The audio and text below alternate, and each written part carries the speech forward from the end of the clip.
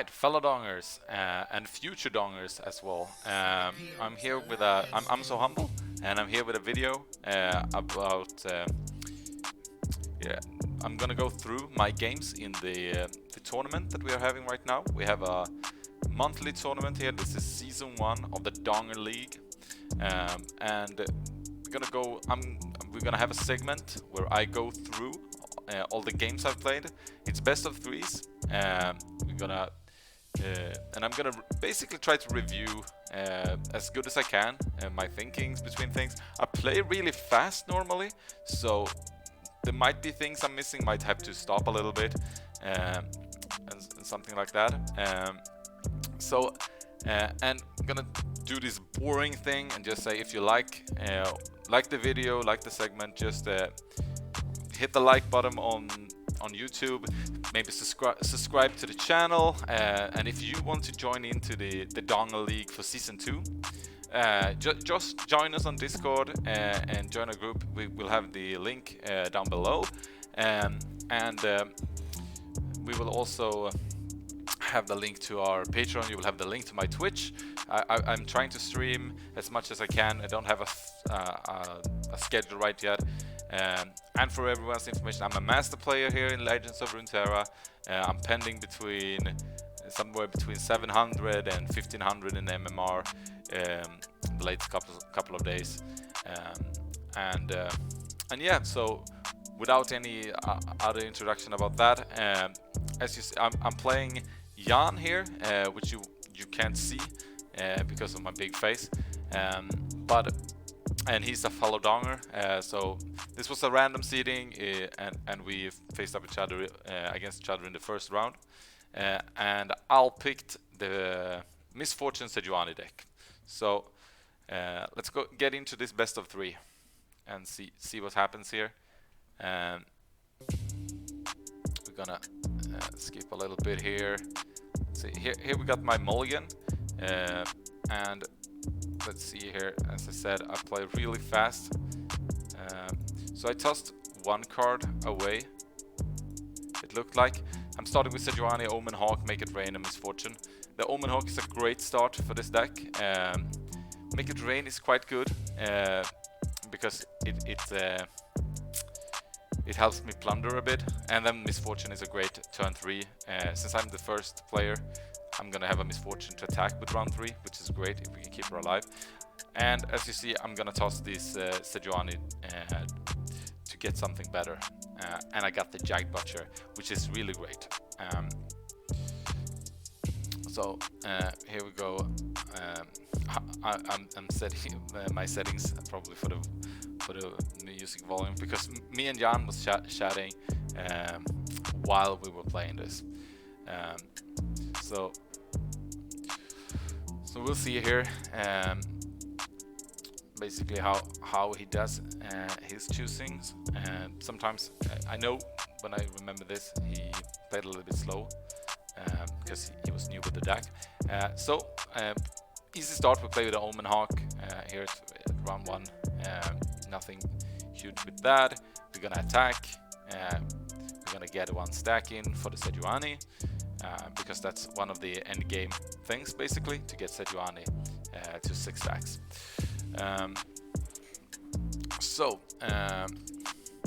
Let's see here. Now we wait for him.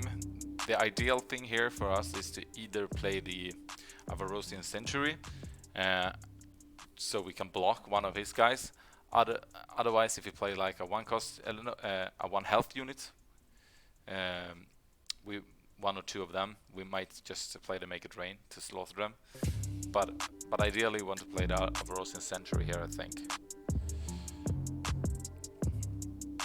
And we'll see here. I don't really remember. I just remember that he took a long time on him in the first game in every round, basically. We'll see here. He does nothing here. I'm playing the Avarosian Century. I'm getting ready for playing Misfortune in the next round, and hopefully maybe draw the card from the Avarosian Century at that time. So he did nothing here. And now we can be slightly afraid of him having something to do with my misfortune, because he has six mana.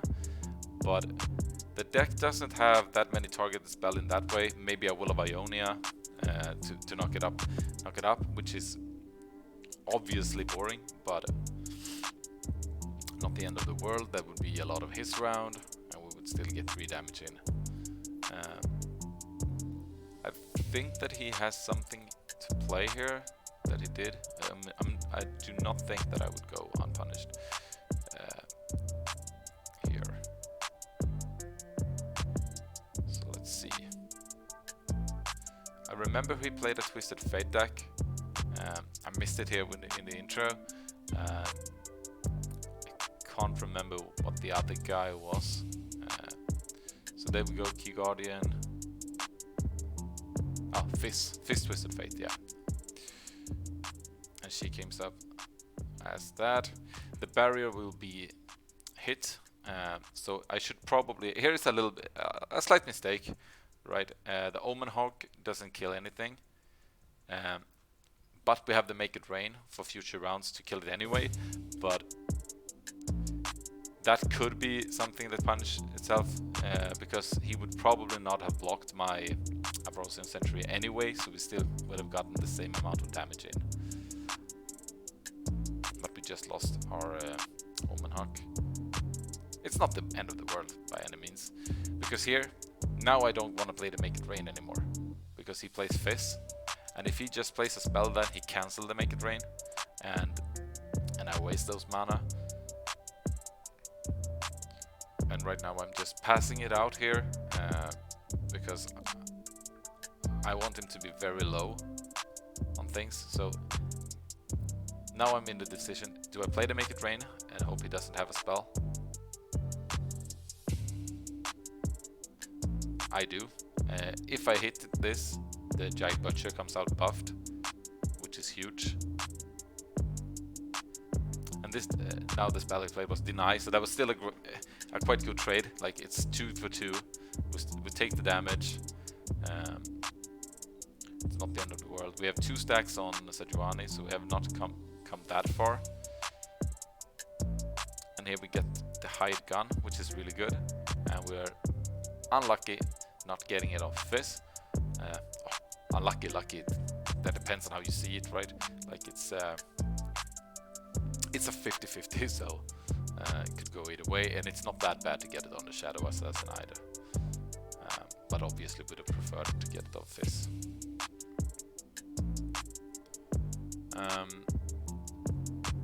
We also played this quite late at night, so it's not that strange that Jan might have to think a little bit extra here.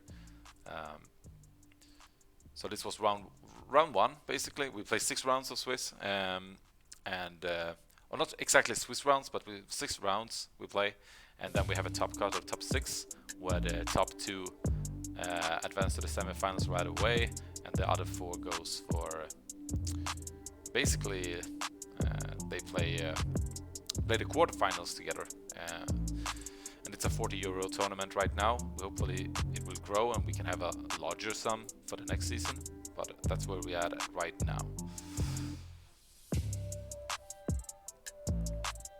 So we grabbed that one. We got some more attack in here. It's nothing major that's happening here. We're gonna get the Jagged Butcher out with Plunder, and we are really establishing a board state here. We're starting to drop a little bit of in the card advantage, but we still have some huge pieces. We have the Sejuani and the Crocodile. Here comes the gold card on Misfortune, and I'm just buffing her. It looks like, no, I'm waiting, which is the right choice, because right now he can't kill her, and we can surprise with that 4 later. And here comes a great card for my Misfortune, the Navari Blade Scout. No, not Blade Scout, what am I talking? The Island Navigator. To get 2 attacks at the same time in the same round with Misfortune. He's just insanely good, basically. And I think we're at 2 stacks at Misfortune here, so if we make that, she levels up. And there is both Twisted Fate that he has and Misfortune are such a powerhouses when they level up. Misfortune is strong already, but oh, she's a powerhouse when she levels up. So here we play it because we are afraid that maybe he has some spell for Misfortune, and that we want to be ready to go, of course, next round. That unit would not have been played if we couldn't play the 4/4 health, because Misfortune is a big part of our win condition right now. So we'll see here. He starts to try to pull some cards from our deck, since he got the Plunder. At least it's not cheaper because he doesn't have the Merchant. He gets an Omen Hawk from us, and we're just gonna try to pass this out, basically. So we pull a Yordle Grifter, which ain't bad either. We have a lot of things here to set up our late game. Here I should just go with the 2 and 4. The 1 and 1 should not go here, probably.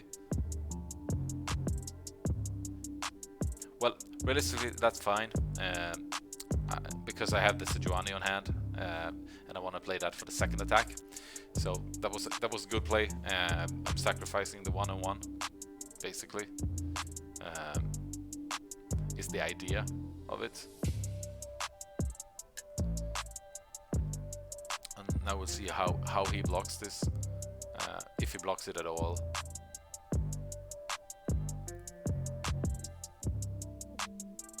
Yeah, here comes a little bit of a buff. Fizz gets evolved. Evolved is not Pokemon, leveled up. And this is starting to look. He's thinking it's starting to look a little bit better here, but he's in such a bad spot. If he just can't kill my Misfortune here.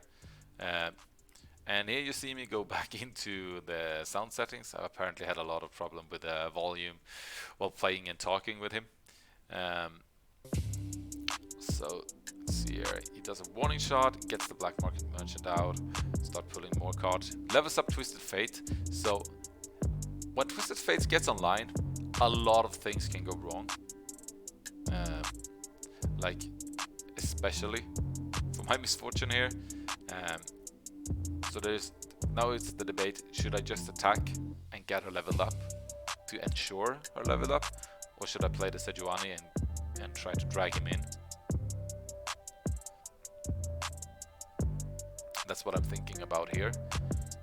Eventually I decide to bring Sejuani out here, smack that Twisted Faith. And now he wants to play as many cards as possible to get the stun, get the 1 in everything. And right now, like this, he starts with the blue card, which I think, I haven't read it, but I think it's always the blue card. And then I think like there is that specific order, but I haven't read it anywhere. So I go out here with Misfortune as well, which is the bait, of course, because she has the 4 and 4. And right now, there is no one that can tank 3 shots from my Misfortune, no matter what.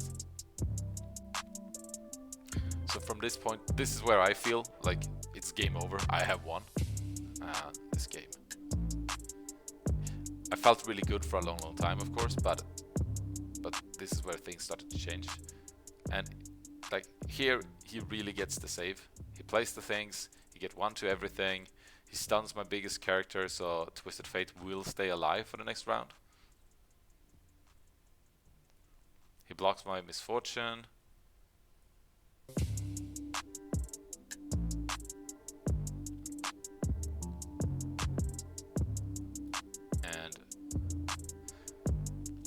But here I'm gonna play the Fury of the North.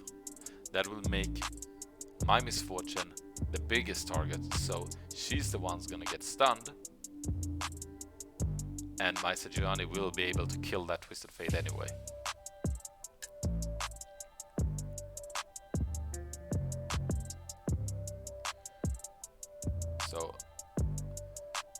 So this is like a real big turning point here in the game. And that Black Market Merchant still blocked, so he still dies of the bullets. We get some damage through, and he goes down to 3. He's completely wiped. He can basically surrender here, but I think he chooses to play it out still. And I'm just gonna play the Yordle there, Yordle Grifter, get that warning shot for the next round.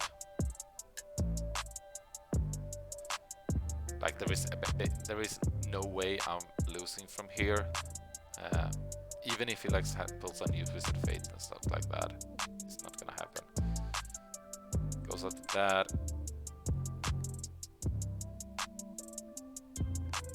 And I just block it, like, in case, like, why would I not? Like,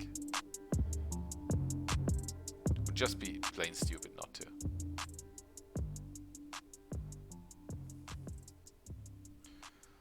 So,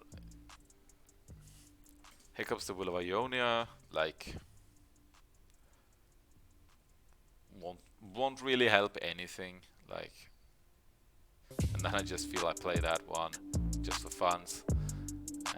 So this is like a big stalling of this game, it feels like. And now I just swipe it out.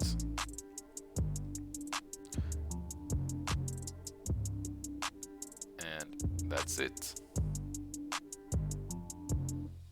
And here I'm kind of thinking if I'm gonna bullshit a little bit with the 4/4 and the warning shot, but I decided not to just end it. And that was game 1. So I'm gonna try to skip forward a bit here. I'm just gonna find my mouse. Here it's got a real slow here. Don't know why, really. But here we go into the next game right away. Like, can you see how slow my mouse is here? I'm gonna move it over here down to the corner. So basically here we think Misfortune and Higher Guns, good. We threw away 2 cards that were too expensive and got an even more expensive hand, so this is not as comfortable like the last time when we started with our Omen Hawk and a Giant Butcher. We drew into a Crocodile here. So this is starting to look a lot harder. Just from the get-go, we're gonna have to work more. Like, realistically, we do not even want to play the hired gun here because there is nothing to pull. So that's why we're passing here. We want to get some kind of value out of her.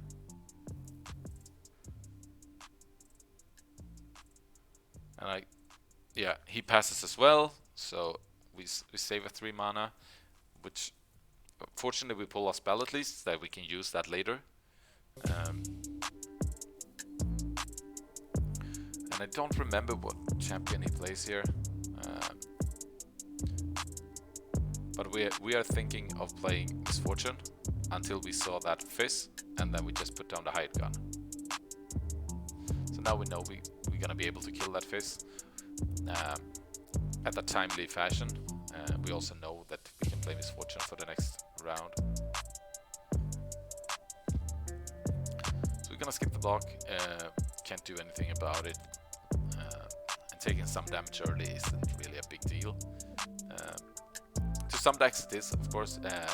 This deck has the Sirius Courier, that we have some chance of healing at least lately, but some decks just doesn't have that. And against some certain matchups, like the Callista Elise with Freya Edition, it's very important to keep your health in check, but always backfires. So he puts the stun on Misfortune, he gets her to 1 health, so he really hopes that he can finish her off in a very soon future, while we just grab the face and kill it. Get some stacks to Sejuani. Sejuani didn't level up last time, if I remember right. She was not like carry, it was the Misfortune show. And that's one of the big strengths with this deck. It's that Misfortune can really carry you, and she's the 3 cost, she comes early, and then you also have the opportunity to have Sejuani carry you later, finish up with the Crocodile. Here we pass with the Pilfered Goods, even though we could play it, because we have the Black Market Merchant on hand. We want to get him down before, basically, and then do what we want. So here comes another Fizz. I think I'm playing another Hired Gun here. Yeah. We get the Twisted Fate because that's he was a pain. He was the only thing making it interesting last time, basically. So we really want him dead, and we really fear right now for Misfortune's life. If he has like a spell or something. But right now it looks like he has nothing, so we're just gonna try to pass this round out. And then the parlay comes. Nothing we can do. Just let our sad Misfortune die.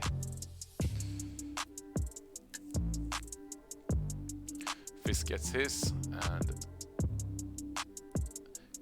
here I'm thinking like, either I play the Black Market Merchant here because I'm wasting 3 mana, or I save it next round. I decide that it's not worth wasting the mana because I really want to get things done. We don't really know if we're gonna plunder even next round, since we lost our Misfortune. And I don't think we could have, maybe we wouldn't have been affording to play the Yordle before. And that doesn't really matter because he also draws a card, and that one wouldn't get discounted. So this game looks a lot worse. He has his Twisted Fate out, and here I'm looking at which round it is to see how much mana I have to spend. And here we got a good warning shot here early, which is great. Here comes Sejuani. I put the vulnerable on Fizz because there was already a vulnerable on Twisted Fate.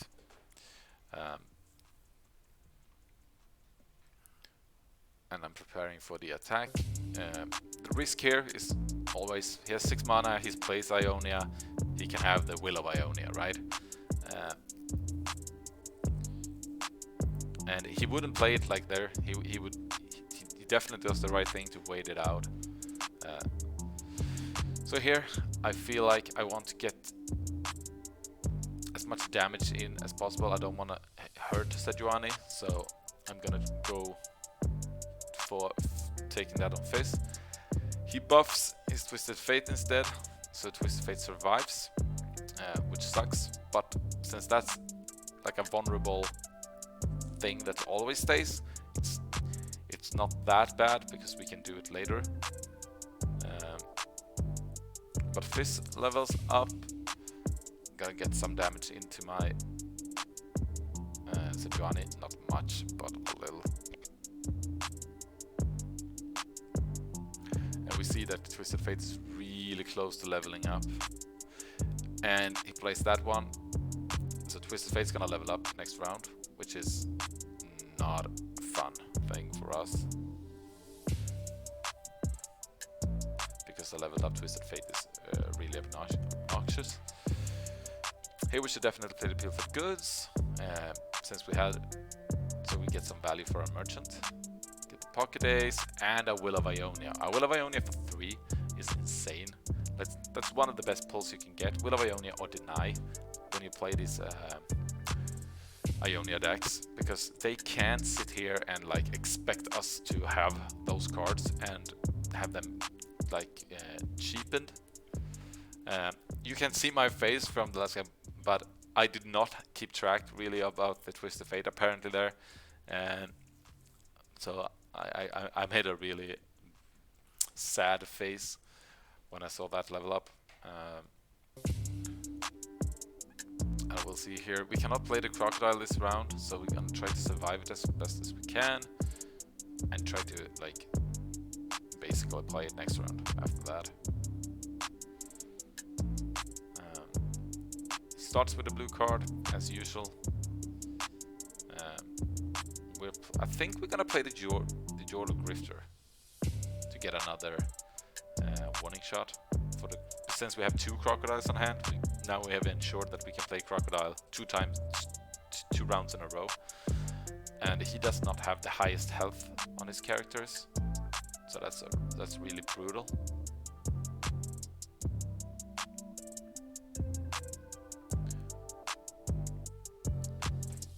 Here comes our soul attack there.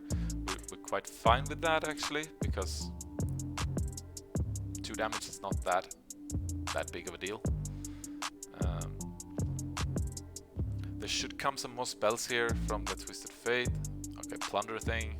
Then he pulled a card from me.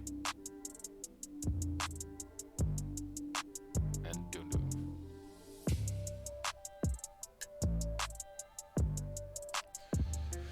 So from here it's starting to look a little bit grim. There is 2 extra damage to my Sejuani. That's not something I want really. I prefer if the Jordan Grifter maybe died or something. So now I'm thinking of passing, but I think I'm gonna go for the Will of Ionia here, right? Put Twisted Fate up in hand. And now you might wonder why. He has the vulnerable thing and stuff, but the reason is because if he's on hand, he can't trigger all his spells, right? He won't get the Destiny cards. So now I can go out, do a real attack, because he costs 4, so he can't play him down here right away. I think we're gonna be stuck here for a little bit a while, because he's gonna ask me about what am I doing. So I'm explaining it to him. Since we're friends, right? We don't really try to hide anything, but it's basically because I need to get through. I want to get through here before the Twisted Fate comes. So I'm just going ham with everything here, because he's going to kill everything with Twisted Fate either way. This makes him have to block things. So we're just pressing the attack. And then I think if I remember right, he's gonna play the Twisted Fate because he wants it out, and then we play the Crocodile. And I can't remember if we could kill Twisted Fate with it or not. I can't. So here, we're not getting the best things here, but we get some damage out of them, which means it's gonna be easier for the Crocodile to kill them, at least. And we'll get more damage into the Nexus hands because of it. Here comes Fate. We put down the Crocodile, and since he has the barrier, it's not much to do. And I think there is 1 stream, so we only pop the barrier, but we kill 3 of the other guys, which means that we are not in an immediate danger next round to die, which is huge. Which makes the likeliness of him having to play a card before he attacks next round high, which means we will get our second Crocodile. So it looks like it's 2 streams. Yeah, I'm holding here to see how it's gonna go. So Twisted Fate will survive with 1 HP.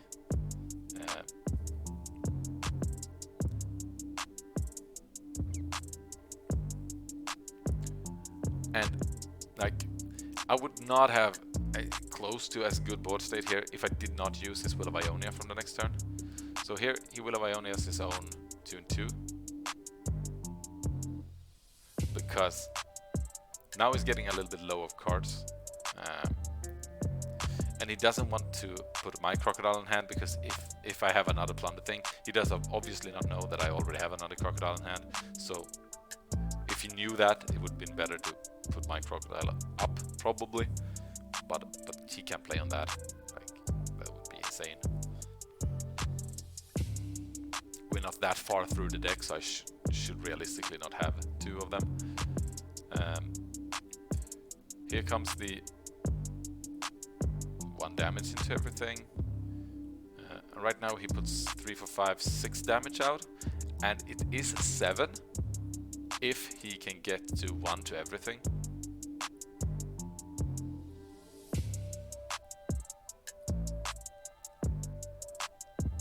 Starts with a blue. We can still block, so he doesn't kill me, right? But he wants to get to the stun, probably, so I can't block him. That's what he's gonna try here, in hope that I might have nothing to like put out, which obviously I have.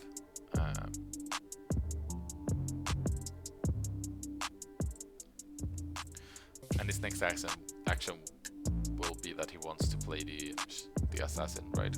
Which is nothing strange about that.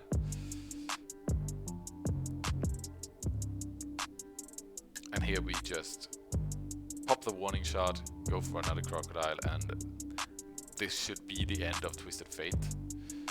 And we get the overkill with 3 targeting him, and just a 1 stream at the 2 and 4. But the main important thing here is to really get the Twisted Fate, of course. We saw before that one of his Twisted Fate went away like a fleeting Twisted Fate, so it's not a high chance of him pulling a new one.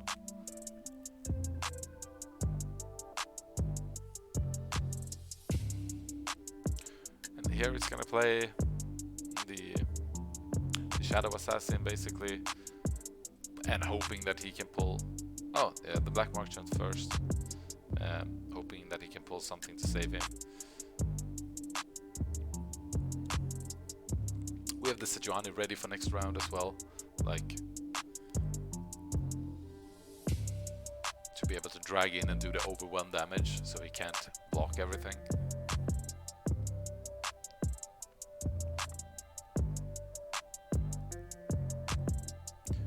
So I'm assuming he's gonna play the Shadow Assassin, yeah. Then I'm gonna pass. It is still his attacking round, so he gets 2 extra damage in here. I'm getting dangerously low, but except make it rain, Bilgewater does not have a lot of like damage to Nexus from hand, or not even a lot. They have nothing. So Sejuani out. The lifesteal dude gets zeroed in the damage side, so he has no ability to lifesteal here.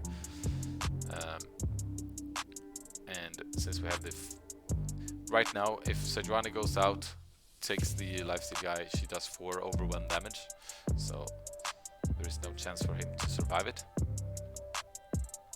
unless he has a Will of Ionia or something. Which I played one of his Will of Ionias, and he's played one of his. So some people only play 2. I think he plays 3, but it's a high chance that that's in the deck and not in the hand. But there we go. The 3rd Will of Ionia comes out, which makes this a lot harder. But then we play this one, and we pull the elusive with fearsome. This is quite insane, because he can't block it with his 2 and 2, and combined with the pocket ace on hand, she will be very hard to deal with. So he's trying to parlay her, and I just go no, and then she becomes a 3 and 2.